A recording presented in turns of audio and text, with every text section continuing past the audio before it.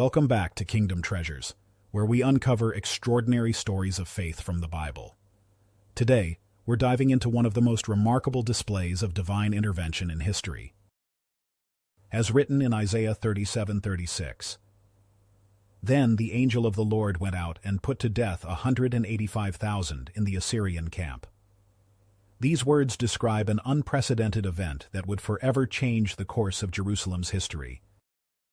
Our story takes place in the 8th century BC, during the reign of King Hezekiah, a time when the mighty Assyrian Empire cast its shadow over the ancient world.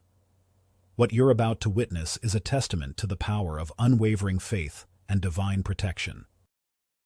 Before we delve into this miraculous event, it is essential to gain a deeper understanding of the significant spiritual darkness that preceded it.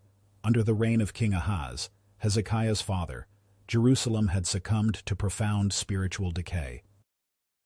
Ahaz had actively led the people away from their ancestral faith, opting to fill the sacred city with numerous pagan altars and deceitful false idols. The foundations of spiritual life started to crumble under the weight of these detrimental changes, overshadowing the true essence of faith. Solomon's Temple, once a vibrant center and beacon of true worship, stood forlorn and forgotten. Its majestic doors, now locked, served as a sorrowful testament to a past where holiness reigned supreme. The once sacred altars were cold and neglected, and its expansive courtyards lay desolate and deserted.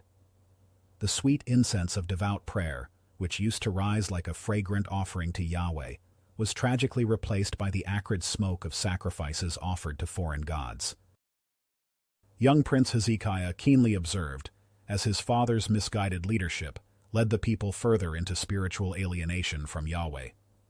He was deeply disheartened, yet acutely aware, as he witnessed the people bowing submissively before lifeless statues of stone and wood.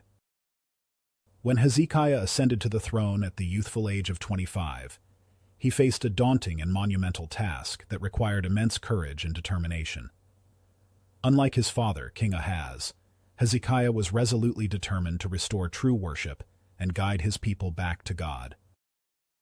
In the very first month of his reign, Hezekiah boldly ordered the sanctified temple doors to be opened, a powerful symbolic act of reclaiming the purity of worship.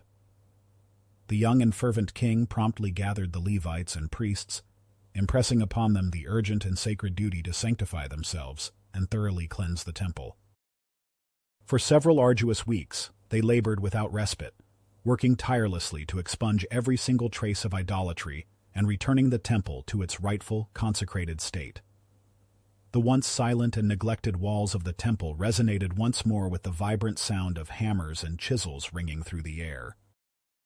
Golden vessels, earmarked for holy use, were meticulously restored to their rightful places, and the revered ancient order of worship was reinstated with reverence and devotion. This grand endeavor not only signified a restoration of a physical space but also heralded the dawn of spiritual renewal. Under Hezekiah's leadership, the sounds of psalms and prayers once again echoed through the temple courts. The king reinstated the celebration of Passover, sending messengers throughout the land to invite all people to return to the worship of Yahweh.